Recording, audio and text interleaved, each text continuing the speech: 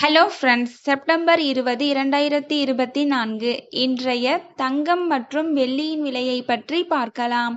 முதலில் வெள்ளியின் விலையை பற்றி பார்க்கலாம்.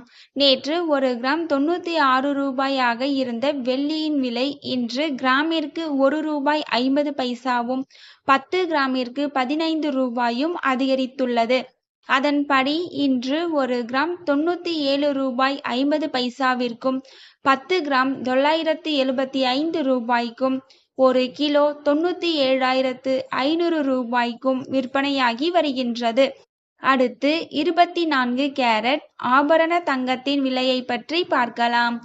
இன்று கிராமிற்கு 60 ரூபாயும் 8 கிராமிற்கு 480 ரூபாயும் அதிகரித்துள்ளது.